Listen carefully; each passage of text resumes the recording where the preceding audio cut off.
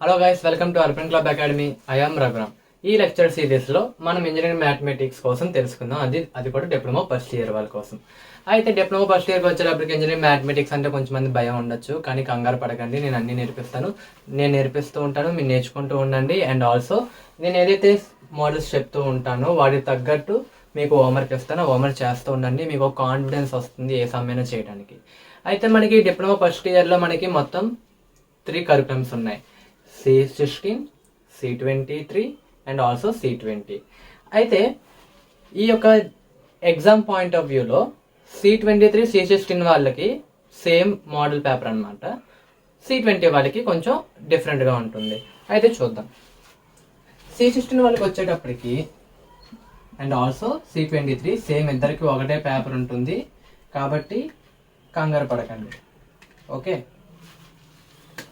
So C16 and C23 వాళ్ళకి part ఏలో మనకి 10 క్వశ్చన్స్ ఉంటాయి.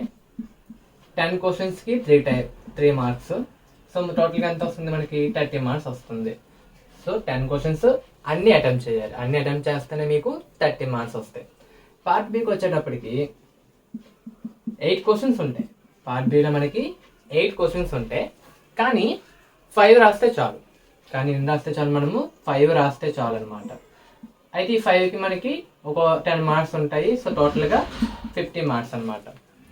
గుర్తెట్టుకోండి, ఈ 5 మార్క్స్ అనేది ఒక్కొక్క క్వశ్చన్ 10 మార్క్స్ క్యారీ చేస్తుంది. అయితే ఎలా అడుగుతారంటే 5 క్వశ్చన్లో ఒక క్వశ్చన్కి ఏబీలు ఉంటాయి అనమాట. పక్కగా ఏబీలు ఉంటాయి అంటే 5 మార్క్స్ అనమాట. ఏ 5 మార్క్స్, బి 5 మార్క్స్, టోటల్గా అయితే 10 మార్క్స్. ఆ విధంగా కూడా డివైడ్ చేశారు. అది కూడా చూడాలి. ఇదంతా మనకి C16 అండ్ C23 వాళ్ళకి. అయితే C20 వాళ్ళకి ఎలా వస్తుందో చూద్దాం. C20 వాళ్ళకి ఏ విధంగా అడుగుతున్నారో చూద్దాం. C20లో మనకి పార్ట్ ఏలో పార్ట్ ఏ అనేది సేమ్ యాజ్ C16 అనేది C23 వాళ్ళకి అనమాట. 10 క్వశ్చన్స్ ఉంటాయి, 10 అటెంప్ట్ చేయాలి. అండ్ ఒక్కొక్క క్వశ్చన్ 3 మార్క్స్ మీకు. సో టోటల్గా కలిపితే 30 మార్క్స్. సో ఇది పార్ట్ ఏ. పార్ట్ బికి వచ్చేటప్పటికి మొత్తం పార్ట్ బి ఉంది, పార్ట్ సి కూడా ఉందన్నమాట. పార్ట్ బిలో మనకి టోటల్గా 5 క్వశ్చన్స్ ఉంటాయి.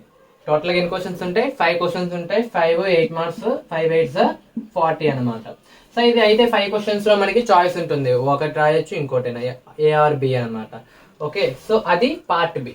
అండ్ పార్ట్ సి కూడా ఉంటుంది వీళ్ళకి. ఎందుకు పార్ట్ సి ఉంది?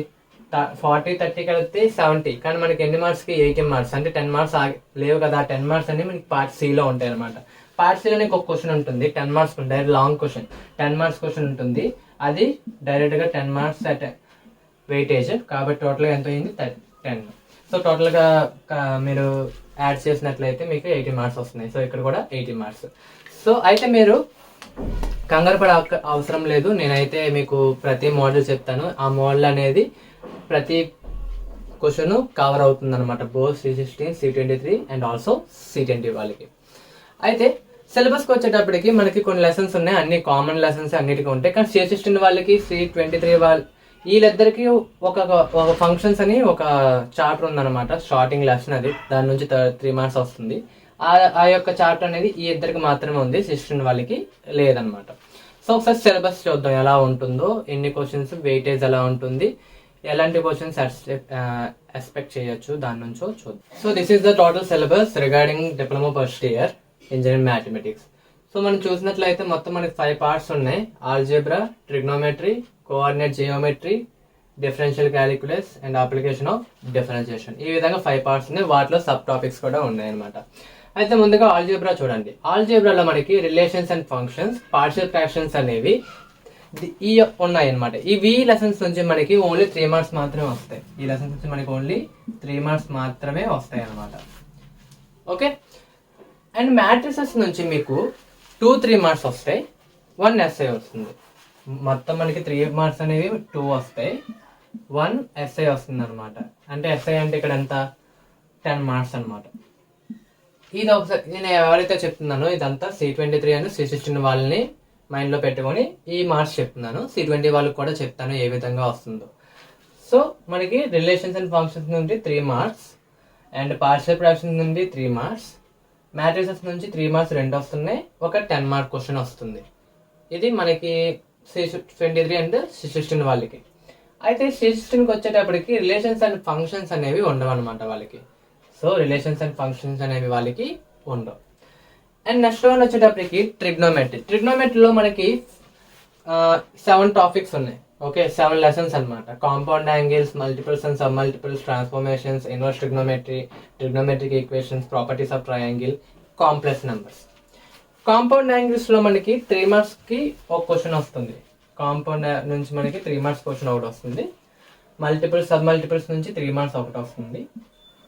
ట్రాన్స్ఫార్మేషన్స్ ఇంకా రిమైనింగ్ ఏవైతే 4 ఉన్నాయో, transformation and inverse trigonometric equations, properties of triangles ఏవైతే ఉన్నాయో వాటి నుంచి హాఫ్ ఎస్ఎస్ వస్తాయి అనమాట.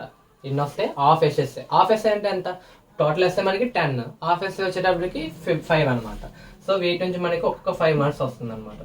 అయితే ఇక్కడే మనకి రెండేసి క్వశ్చన్ల కింద అడుగుతారు అన్నమాట. 4ని ఒక క్వశ్చన్ లో ట్రాన్స్ఫార్మేషన్స్, ఇన్వర్స్ ట్రిగ్నోమెట్రిక్ కలిపిస్తారు A and B కింద, and trigonometric equations, properties of triangle A and B కింద ఇస్తారు.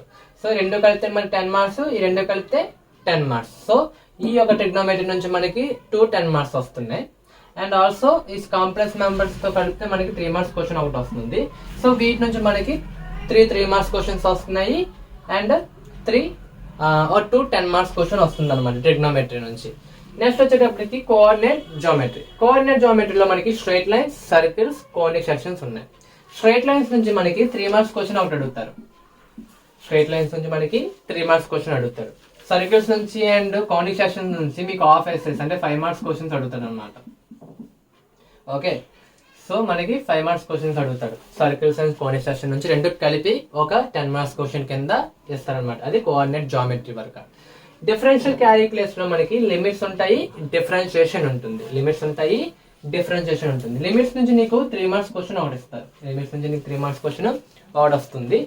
ఇంకా డిఫరెన్షియేషన్ లో రిమైనింగ్ 3 మార్క్స్ క్వశ్చన్స్ ఉంటాయి. అంటే ఇక్కడ ఎన్ని 3 మార్క్స్ క్వశ్చన్స్ అయ్యాయి? 1 2 4 5 6 7.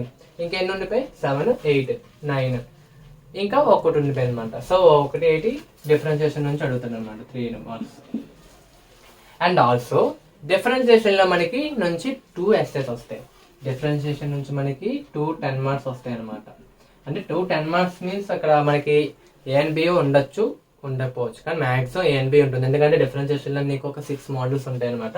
ఆ 6 మోడల్స్ లో 4 మోడల్స్ AB కింద అడుగుతారు అనమాట. సో ఆ విధంగా డిఫరెన్షియేషన్ నుంచి నీకు 2 ఎస్సేస్ వస్తున్నాయి. అవి 10 మార్క్స్ క్వశ్చన్ అనమాట. Each carries 10 marks question. Application differentiation oriented వచ్చేటప్పటికి మనకి టోటల్ గా 4 అప్లికేషన్స్ ఉన్నాయి. Geometric application, physical applications, errors and approximations, minimum and maximum. వీటి నుంచి మనకి హాఫ్ ఎస్ఎస్ వస్తాయి. సో జియోమెట్రీ నుంచి 5 మార్క్స్, ఫిజికల్ అప్లికేషన్ నుంచి 5 మార్క్స్, ఎర్రర్స్ నుంచి అప్రాక్సిమేషన్ నుంచి 5 మార్క్స్, మినిమం అండ్ మాక్సిమం నుంచి మనకి 5 మార్క్స్ వస్తాయి అనమాట. సో ఈ విధంగా ఇక్కడ మనకి 2 ఎస్ఎస్ వస్తాయి. అప్లికేషన్ ఆఫ్ డిఫరెన్షియేషన్ నుంచి మనకి 2 ఎస్ఎస్ వస్తాయి అనమాట. సో అయితే ఇక్కడ రిలేషన్స్ అండ్ ఫంక్షన్స్ అనేవి C16 వాళ్ళకి లేదు. ఆ C16 వాళ్ళకి లేదు కాబట్టి డిఫరెన్షియేషన్ నుంచి 3 మార్క్స్ వాళ్ళకి 2 అడుగుతారు. రిమైన్ C20 వారికి 1 వస్తుంది అనమాట. సో ఇది C23 అండ్ C16 వాళ్ళకి. ఇప్పుడు C20 వాళ్ళకి ఎలా అడుగుతారో చూద్దాం. నేనేం చెప్పాను? 5 8 మార్క్స్ వస్తాయి అన్నాం కదా. 5 8 మార్క్స్ దేని నుంచి వస్తాయంటే మ్యాట్రిసెస్ నుంచి ఒక 8 మార్క్స్, ట్రిగ్నోమెట్రీ నుంచి 2 8 మార్క్స్ వస్తాయి, డిఫరెన్షియేషన్ నుంచి కూడా 2 8 మార్క్స్ వస్తాయి. సో మొత్తం అయిపోయి 5 8 మార్క్స్ అయిపోయి. అయితే 10 మార్క్స్ క్వశ్చన్ ఉంది కదా. ఓకే, సర్కిల్స్ నుంచి కూడా ఒక 8 మార్క్స్ వస్తుంది. అంటే సర్కిల్స్ నుంచి ఈ రెండు మనకి ఎలాగ అడుగుతారంటే ఈ రెండు మీకు చాయిస్ కింద ఇస్తారనమాట. ఇది ఒక 8 మార్క్స్ కి, ఇది ఒక 8 మార్క్స్ కి. రెండిట్లో ఏదో ఒకటి రాయొచ్చు. ఇక్కడికి వచ్చే మ్యాట్రిసెస్ నుంచి నీకు 2 ఇస్తారు. రెండిట్లో ఏదో ఒకటి రాయొచ్చు. ఒకటి 8 మార్క్స్ అనమాట. అండ్ కాంపౌండ్ అండ్ ఇక్కడ నుంచి ఉన్నాయి కదా, ఈ యొక్క మార్క్స్ ఉన్నాయి కదా. ట్రాన్స్ఫార్మేషన్స్ ఇవన్నీ 5 5 మార్క్స్ ఉన్నాయి కదా. ఒక్కొక్కటి 8 మార్క్స్ అనమాట. ట్రాన్స్ఫార్మేషన్స్ కి, ఇన్వర్స్ ట్రిగ్నోమెట్రీకి చాయిస్ అడుగుతారు. ట్రిగ్నోమెట్రిక్ ఈక్వేషన్స్ కి, ప్రాపర్టీస్ ఆఫ్ ట్రయాంగిల్ కి చాయిస్ అడుగుతారు అనమాట. ఇది అయితే ఒక్కొక్క carries each question carries 8 marks అనమాట. డిఫరెన్షియేషన్ లో కూడా మీకు 4 క్వశ్చన్లు వస్తాయి. అంటే 4 మీన్స్ నీకు 2 రాయాలి దాంట్లో. ఓకే, 2 8 మార్క్స్ అనమాట. సో ఈ విధంగా నీకు 8 మార్క్స్ ఉంటాయి. 5 8 మార్క్స్ ఉంటాయి. అండ్ అప్లికేషన్ ఆఫ్ డిఫరెన్షియేషన్ వారికి డైరెక్ట్ గా 10 మార్క్స్ క్వశ్చన్ అనమాట. ఈ 4 8 లో నుంచి నీకు డైరెక్ట్ గా ఒక 10 మార్క్స్ క్వశ్చన్ వస్తుంది. సో ఈ విధంగా మార్క్స్ అనేవి డిస్ట్రిబ్యూట్ చేయడం జరిగాయి ప్రతి లెసన్. అయితే మనము ఆల్జీబ్రా నుంచి మొదలుపెట్టి ట్రిగ్నోమెట్రీకి వెళ్ళి coordinate geometry, differential calculus, application of differentiation తెలుసుకుందాం. ఓకే, సో ఇక్కడ నా యొక్క ఎక్స్పీరియన్స్ ప్రకారం అందరూ ఎక్కడ తెలుసా కొంచెం కష్టంగా అనిపిస్తుంది, ఈ ప్రాపర్టీస్ ఆఫ్ ట్రయాంగిల్స్ దగ్గర కొంచెం కష్టంగా అనిపిస్తుంది, కానీ నో ప్రాబ్లం, నేను చెప్తాను, మీరు జాగ్రత్తగా వినండి చాలు. అండ్ ఇంకా ఎక్కడంటే కోనిక్ సెషన్స్ అనమాట. కోనిక్ సెషన్స్లో మీకు కొంచెం ఎక్కువగా మీరు ఫార్ములాస్ గుర్తెట్టుకోవాలన్నమాట. ఫార్ములాస్ ఎక్కువ గుర్తెట్టుకుంటే కోనిక్ సెషన్స్ మీకు చాలా సింపుల్గా ఉంటుంది, ఎందుకంటే మోడల్స్ అంతే ఉండవు, కానీ ఫార్ములాస్ అనేవి మెయిన్ అనమాట కోనిక్ సెషన్స్ నుంచి. ఇంకా రిమైనింగ్ అన్నీ ఓకే. అయితే C20 వాళ్ళకి 10 మార్క్స్ క్వశ్చన్ ఒకటి వస్తుంది అంటున్నారు కదా, ఆ ఒకటి 4 ఎక్కడ నుంచి వస్తుంది అనమాట. అయితే 4 ఒక్కొక్క దాంట్లో 4 మోడల్స్ ఉన్నాయని వేసుకున్నా 16 మోడల్స్ ఆర్ 16 మోడల్స్ చూసుకోవాలి ఆ ఒక్క క్వశ్చన్ కోసం. ఓకే, ఇఫ్ ఇన్ కేసు మీరు బిలో యావరేజ్ అయితే ఒక క్వశ్చన్ని కాసేపు తర్వాత పెట్టి మిగతా క్వశ్చన్స్ నేర్చుకోవచ్చు. లేదు నేను అబోవ్ యావరేజ్ ఇంకా నేను బాగా చదువుతానంటే అది కూడా మీరు చూసుకోవచ్చు, నేను చెప్తూ ఉంటాను, మీరు నేర్చుకుంటూ ఉండండి. సో ఇది టోటల్గా మీ యొక్క సిలబస్ అనమాట. ఇంకా చెప్పాలి అంటే ఇంకా ఇవేం అన్ని సింపుల్గా ఉంటాయి, 3 మార్క్స్ క్వశ్చన్స్ కూడా చాలా సింపుల్గా ఉంటాయి. ఓకే, స్కోరింగ్ వచ్చేటప్పటికి ఏ లెసన్ స్కోరింగ్ అంటే ట్రిగ్నోమెట్రీ స్కోర్ చేయొచ్చు. ట్రిగ్నోమెట్రీలో మీరు చేయవలసింది విషయం ఏంటంటే ఫార్ములాస్ జాగ్రత్తగా చదువుకోవాలి. ఫార్ములాస్ వస్తే ట్రిగ్నోమెట్రీ చాలా సింపుల్గా ఉంటుంది, ఎందుకంటే నేను చెప్తాను కాబట్టి. ఓకే, నెక్స్ట్ వచ్చేటప్పటికి అది మ్యాట్రిసెస్ చాలా సింపుల్గా ఉంటుంది. దీంట్లో మా అయితే 3 మోడల్స్ ఉంటాయి, మా అయితే 3 మోడల్స్ నేర్చేసుకుంటే సరిపోతుంది. అండ్ కోఆర్డినేట్ జామెట్రీకి వచ్చేటప్పుడు సర్కిల్స్ చాలా ఈజీ అనమాట. ఉన్నవే 2 ఫార్ములాస్ ఉంటాయి, 3 ఫార్ములాస్ ఉంటాయి మ్యాక్సిమం. 3 ఫార్ములాస్ మీద 3 సమ్స్ ఉంటాయి. 3 సమ్స్ వచ్చేస్తే ఇంకా సర్కిల్స్లో మీరు C20 వాళ్ళు అయితే 8 మార్క్స్ అటెంప్ట్ చేసేయచ్చు, మిగతా వాళ్ళు 5 మార్క్స్ అటెంప్ట్ చేసేయచ్చు అనమాట. కొన్ని సెషన్స్ కొంచెం చూసుకోవాలి, జాగ్రత్త చూస్తూ కొన్ని సెషన్స్ అనేవి. డిఫరెన్షియల్ క్యాలిక్యులేషన్కి వచ్చేటప్పటికి డిఫరెన్షియేషన్స్ బాగుంటుంది. అంటే మీకు ఏంటంటే డిఫరెన్షియేషన్ బాగా అర్థం అవుతేనే ఇంజనీరింగ్ మ్యాథమెటిక్స్ 2 అంటే మీ నెక్స్ట్ సెమిస్టర్ అంటే 3rd సెమిస్టర్ వాళ్ళు ఎవరైతే ఉన్నారో వాళ్ళకి అది బాగా సింపుల్గా అర్థమవుతుంది, ఎందుకంటే అక్కడ నీకు ఇంటిగ్రేషన్ వస్తుంది అనమాట. నువ్వు డిఫరెన్షియేషన్ బాగా చేయగలిగితే మీకు ఇంటిగ్రేషన్ చాలా సింపుల్గా అర్థమవుతుంది. సో అది ఓకే, సో అదనమాట. అయితే పార్షియల్ ఫ్రాక్షన్స్ మాత్రం నేను స్పెషల్గా ఇక్కడ ఇంక్లూడ్ చేస్తున్నాను. పార్షియల్ ఫ్రాక్షన్స్ మీరు బాగా నేర్చుకోవాలి, ఎందుకంటే పార్షియల్ ఫ్రాక్షన్స్ నుంచి మీకు డిఫరెన్షియేషన్లో ఒక మోడల్ ఉంటుంది, దాని నుంచి అండ్ ఆల్సో ఇంటిగ్రేషన్లో కూడా ఒక మోడల్ ఉంటుంది అనమాట. సో జాగ్రత్తగా పార్షియల్ ఫ్రాక్షన్స్ మొదలెడతాం. నేను స్టార్టింగ్ మీకు పార్షియల్ ఫ్రాక్షన్ నుంచే మొదలు పెడతాను. మొత్తం అంతా అయిన తర్వాత మనం రిలేషన్స్ అండ్ ఫంక్షన్స్ వద్దాం ఒకసారి, ఎందుకంటే రిలేషన్స్ అండ్ ఫంక్షన్ ఇవన్నీ ఒకలాగా వెళ్తూ ఉంటే రిలేషన్స్ ఫంక్షన్ అనేది స్లోగా వెళ్తుంది అనమాట. ఇవన్నీ చాలా స్పీడ్గా వెళ్ళిపోతూ ఉంటాయి, అర్థమవుతే చాలు అన్నీ అర్థమైపోతాయి, కానీ రిలేషన్స్ ఫంక్షన్కి వచ్చేటప్పటికి కొంచెం స్లోగా వెళ్తుంది. Okay, so let's start our class from now. Okay, partial fraction నుంచి మొదలు పెడదాం. Okay, let's start with our new chapter partial fractions అనమాట. పార్షియల్ ఫ్రాక్షన్స్ లో ముందు తెలుసుకునే బదులు ముందు మనము చిన్న బేసిక్స్ తెలుసుకుందాం. ఇక్కడ పేరు చూడండి, ఫ్రాక్షన్స్. సో ఫ్రాక్షన్ అంటే ఏంటి? ఫర్ సపోజ్ మనకు తెలిసిన విధంగా మాట్లాడుకుందాం. ఓకే, 1/2 అనేది ఉంది, ఈ నెంబర్ ఒక ఫ్రాక్షన్. అండ్ ఇంకో నెంబర్ ఉన్నది ఒక 1/3 అనమాట ఫ్రాక్షన్. ఈ రెండింటిని నేను ఏం చేద్దాం అనుకుంటున్నా, యాడ్ చేద్దాం అంటే 82 ఫ్రాక్షన్స్ నేను యాడ్ చేద్దాం అనుకుంటున్నాను. సో ఇప్పుడు 1/2 ప్లస్ 1/3 ఎలా యాడ్ చేస్తాం? 2కి 3కి ఎల్సిఎం తీయాలి. 2కి 3కి ఎల్సిఎం మనకి వస్తే నో ప్రాబ్లం, లేకపోతే సింపుల్ గా చెప్తాను చూడండి. 2 × 3 నథింగ్ బట్ 6 అనేది మన యొక్క ఎల్సిఎం అనమాట. ఓకే, 2లో 6 ఎన్ని టైమ్స్ పోతుంది? 3 టైమ్స్ పోతుంది. 2లో 6 ఎన్ని టైమ్స్ పోతుంది? 3 టైమ్స్. 2 3 6 కదా. ఓకే, 3 టైమ్స్ పోతుంది. 3 × 1 ఎంత? 3.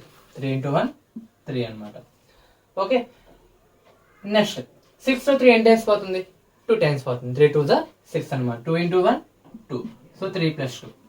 లేదు నాకు అంత సింపుల్ గా కావాలి అనుకుంటే సింపుల్ గా 2 3 6 మల్టిప్లై చేసాం కదా, సింపుల్ గా 3 1 3 2 1 2 ఇలా కూడా చేయొచ్చు. ఎప్పుడు అది మల్టిప్లై చేసినప్పుడు జాగ్రత్త చూసుకోండి. Okay, so 3 + 2 nothing but 5. 5/6 అనేది మన యొక్క ఆన్సర్. నేను ఇక్కడ ఏం చేశాను, 2 ఫ్రాక్షన్స్ తీసుకున్నాను, దాన్ని యాడ్ చేశాను. యాడ్ చేస్తే నాకు ఒక న్యూ ఫ్రాక్షన్ 5/6 వచ్చింది అనమాట. సో ఇక్కడ మనం యాడ్ చేస్తాం. ఇదే మనం ఒక పాలినామియల్ తీసుకుంటాం, అంటే ఏం లేదు ఎక్స్ వేరియబుల్స్ ఉంటాయి. సో ఒక పాలినామియల్ కి ఒక ఫ్రాక్షన్ లో తీసుకొని ఆ పాలినామియల్ ని ఆ రెండింటిని యాడ్ చేస్తే ఏమొస్తుందో చూద్దాం. నేను ఒక పాలినామియల్ ఫ్రాక్షన్ తీసుకున్నాను 1/x + 1. ఇంకో పాలినామియల్ ఫ్రాక్షన్ తీసుకున్నాను 2/x + 2. ఇవి రెండింటిని యాడ్ చేద్దాం అనుకుంటున్నాను. ఇందాక పైన ఎలా చేసామో నెంబర్స్ కి దీనికి కూడా అలాగే అనమాట. సో దీని యొక్క ఈ రెండింటిని మల్టిప్లై చేయండి. మల్టిప్లై చేస్తే ఏమవుతుంది మనకి? x + 1 × x + 2. x + 1 × x+2. So ఇది మన యొక్క LCM. ఓకే, సింపుల్ గా గుర్తెట్టుకోండి. ఇక్కడ ఏముంది, x+1 ఉంది, ఇక్కడ ఏముంది, x+1 ఉంది. ఇది కాకుండా ఇంకా ఏం మిగిలిపోయింది, x+2 మిగిలిపోయింది. సో ఈ యొక్క ఫ్రాక్షన్ లో మనకి x+2 అనేది మిగిలిపోయింది. So x+2 × 1 nothing but x+2. Okay, so ఇక్కడ మధ్యలో ఏ సింబల్ ఉంది, ప్లస్ ఉంది. సో ప్లస్ వేద్దాం. అండ్ ఇప్పుడు ఈ ఫ్రాక్షన్ ని ఇక్కడ ఈ పాలినామియల్ రెండింటిని చూడండి. ఇక్కడ x+2 ఉంది, ఇక్కడ x+2 ఉంది, ఏం లేదు, x+1 లేదు. So x+1 × 2 nothing but 2 × x+1 అనమాట. సో దీన్ని సింప్లిఫికేషన్ చేద్దాం. దీన్ని సింప్లిఫికేషన్ చేసినట్లయితే మనకి x+2, 2 × x 2x, 2 × 1 2 divide by x+1 × x+2. Okay, so constant variable 2x + x ఎంత, 3x, 2 + 2 ఎంత, 4. So 3x + 4 divide by x+1 × x+2. So ఇక్కడ నేను 2 పాలినామియల్స్ తీసుకున్నా ఫ్రాక్షన్స్ లో. ఒక ఫ్రాక్షన్ ఇది, ఇంకో ఫ్రాక్షన్. రెండింటిని ఏం చేస్తే కంబైన్ చేస్తే నాకు ఒక న్యూ ఫ్రాక్షన్ వచ్చింది. నథింగ్ బట్ అది ఒక పాలినామియల్ అనమాట. సో మన నెంబర్స్ కి మనం ఇక్కడ రెండు ఫ్రాక్షన్స్ తీసుకొని కంబైన్ చేస్తే న్యూ ఫ్రాక్షన్ వచ్చింది. అలానే పాలినామియల్ కూడా వచ్చింది అనమాట. సో అయితే నాకు చిన్న డౌట్ ఉంది. ఏంటంటే ఇప్పుడు రెండింటిని యాడ్ చేస్తే నాకు ఆ కొత్త ఫ్రాక్షన్ వచ్చింది. దానికి అర్థం ఏంటి, ఆ కొత్త ఫ్రాక్షన్ని మనము రెండుగా విడగొట్టచ్చు కదా, అంతే కదా. చూడండి, ఇప్పుడు ఈ ఒక నెంబర్లోనే చూసుకుందాం. 1/2 + 1/3 ఉంది. రెండింటిని కలిపితే నాకు వచ్చింది 5/6. అంటే దానికి అర్థం ఏంటి, 5/6ని 1/2 అండ్ 1/3 కింద రాయొచ్చు. అలానే 3x + 4 divide by x+1 s+1 × x+2ని నేను 1/x+1 + 2/x+2 కింద రాయొచ్చు కదా. సో ఇదే నథింగ్ బట్ మన యొక్క పార్షియల్ ఫ్రాక్షన్స్ అనమాట. ఓకే, ఒక పాలినామియల్, ఒక ఫ్రాక్షన్ లో ఉన్న పాలినామియల్ ని మనము డివైడ్ చేయగలిగితే డిఫరెంట్ ఫ్రాక్షన్స్ కింద, దాన్ని మనం ఏమంటాము, పార్షియల్ ఫ్రాక్షన్స్ అంటాం అనమాట. సో పార్షియల్ ఫ్రాక్షన్స్ కోసం తెలుసుకుందాం ఇప్పటి నుంచి. ఓకే, పార్షియల్ ఫ్రాక్షన్స్ లో మనకి 2 types ఆఫ్ ఫ్రాక్షన్స్ ఉన్నాయన్నమాట. 2 types ఆఫ్ ఫ్రాక్షన్స్ ఉన్నాయి. అవి ఏంటంటే improper fraction, proper fraction. Improper fraction and proper fraction, రెండింటికి డిఫరెన్స్ ఏంటి? ప్రాపర్ ఫ్రాక్షన్కి వచ్చేటప్పటికి మన యొక్క ఫ్రాక్షన్ ని ఎలాగా రిప్రజెంట్ చేయొచ్చు, f(x) divide by g(x). So f(x) divide by g(x) అనేది మన యొక్క ఫ్రాక్షన్. అసలు ప్రాపర్ ఫ్రాక్షన్ అంటే చూద్దాం. ప్రాపర్ ఫ్రాక్షన్ అంటే g(x) కి ఒక డిగ్రీ ఉంటుంది కదా. g(x) కి డిగ్రీ అంటే ఏం లేదు. ఫర్ సపోజ్ x² + x + 2 అని ఒక పాలినామియల్ ఉంది. దీంట్లో డిగ్రీ అంటే ఏం చెప్తాం, x యొక్క వేరియబుల్ యొక్క పవర్ లో ఏదైతే ఉందో అది నీ యొక్క డిగ్రీ అనమాట, హైయెస్ట్ డిగ్రీ. ఓకే, సో దాన్ని మనం డిగ్రీ అంటాం. సో ఇక్కడ హైయెస్ట్, ఇక్కడ x⁻2 ఉంది, x⁻1 ఉంది, ఇంటూ x⁻0. ఓకే, సో ఇక్కడ 0 1 2. సో ఏది పెద్దది, 2 పెద్దది. 2 అనేది డిగ్రీ అనమాట. సో ఇక్కడ ఏం చెప్తున్నాడంటే g(x) యొక్క డిగ్రీ అనేది, g(x) యొక్క డిగ్రీ, ఓకే, g(x) యొక్క డిగ్రీ అనేది నీకు f(x) కన్నా ఎక్కువగా ఉంటే, f(x) డిగ్రీ కన్నా ఎక్కువగా ఉంటే దాన్ని మనం ఏమంటాము, ప్రాపర్ ఫ్రాక్షన్ అంటాం. దాన్ని ఏమంటాము, ప్రాపర్ ఫ్రాక్షన్ అంటాం. ప్రాపర్ ఫ్రాక్షన్ లో మనం పార్షియల్ ఫ్రాక్షన్ చాలా సింపుల్ గా చేయొచ్చు. ఓకే, ఇక ఇంప్రాపర్కి వచ్చినట్లయితే ఇక్కడ g(x) డిగ్రీ అనేది మనకి చాలా తక్కువగా ఉంటుంది అనమాట f(x) డిగ్రీకి. ఓకే, g(x) డిగ్రీ అనేది f(x) డిగ్రీ కన్నా చాలా తక్కువగా ఉంటుంది. అప్పుడు మనం ఏం చేస్తామంటే పాలినామియల్ డివిజన్ చేస్తాం. అప్పుడు ఏం చేస్తాం, మనము పాలినామియల్ డివిజన్ చేసి మనం దాన్ని ప్రాపర్ ఫ్రాక్షన్ లోకి మార్చుకుంటాం అనమాట. అలాగంటే చూడండి, ఇప్పుడు ఫర్ సపోజ్ మనకి f(x) అండ్ ఇక్కడ రాస్తున్నాను చూడండి, f(x) బై g(x) ఉంది. ఒక ఇంప్రాపర్ ఫ్రాక్షన్. ఇంప్రాపర్ ఫ్రాక్షన్ అంటే ఏంటి, g(x) డిగ్రీ అనేది చాలా తక్కువగా ఉండడు f(x). దీని రెండింటిని మనము పాలినామియల్ డివిజన్ చేస్తే మనకి ఒక కోఎఫిషియంట్ వస్తుంది, మనకు ఒక కోఎఫిషియంట్ q(x) వస్తుంది. ఓకే, ప్లస్ దాంతో పాటు ఫార్ములా చెప్తున్నాను. ఓకే, ఒక రిమైండర్ బై g(x). సో ఇది ఫామ్ అనమాట. ఇప్పుడు ఇంప్రాపర్ ఫ్రాక్షన్ ఇస్తే మనం ఈ విధంగా మార్చుకోవాలి. Q of x nothing but coefficient, అంటే పాలినామియల్ డివిజన్ చేసినప్పుడు వచ్చిన కోఎఫిషియంట్ ఇక్కడ రాస్తాము, plus r of s by g of s. R of s అనేది రిమైండర్, ఎంతైతే రిమైండర్ అంతా, జీ ఆఫ్ ఎస్ మన యొక్క డివిజన్ అనమాట. ఓకే, సో ఈ ఫార్ములాలో మార్చుకుంటే ఈ r of x by g of x nothing but proper fraction వస్తుంది అనమాట. దాన్ని మళ్ళీ అగైన్ మనకి తెలిసిన పద్ధతిలో మనం చేయొచ్చు అనమాట, సాల్వ్ చేయొచ్చు. సో ప్రాపర్ ఫ్రాక్షన్స్ మీద ఎన్ని మోడల్స్ ఉన్నాయి, వాటిని ఎలా మనము సాల్వ్ చేస్తామో చూద్దాం. Okay, let's see this question. Resolve 5x + 1 divide by x - 1 into x plus into partial fractions. అంటే ఒక కంబైనర్ ఫ్రాక్షన్ ఇచ్చాడు, దాన్ని పార్షియల్ ఫ్రాక్షన్స్ కింద మనకి డివైడ్ చేయమన్నాడు. సో నేను ఎలా చేయాలో చెప్తాను, మీరు నాతో పాటు చేయండి, లేదంటే ఫస్ట్ చూడండి. నేను హోంవర్క్ ఇస్తాను కదా, వాటిని మీరు ట్రై చేయండి. ఇదే మోడల్లో నీకు 2-3 మోడల్స్ ఇస్తాను, దాన్ని మీరు చేయండి. అయితే ఇది ఫస్ట్ మోడల్ అనమాట. ఫస్ట్ మోడల్ ఈ విధంగా ఉంటుంది, 5x + 1 divide by x - 1 into x plus 2 అనమాట.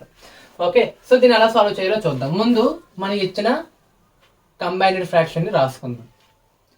5x + 1 divide by x - 1 into x plus 2. So దీన్ని నేను ఏం చేద్దాం అనుకుంటానంటే పార్షియల్ ఫ్రాక్షన్స్ కింద మారుద్దాం అనుకుంటున్నాను. ఎలా చూద్దాం. ఓకే, ఇక్కడ ఏముంది, x - 1 ఉంది, ఇక్కడ ఇంకోటి ఏముంది, x + 2 ఉంది. అంటే మనకి ఎలా రావచ్చు అంటే a డివైడ్ బై x - 1 అనేది ఒక ఫ్రాక్షన్ రావచ్చు.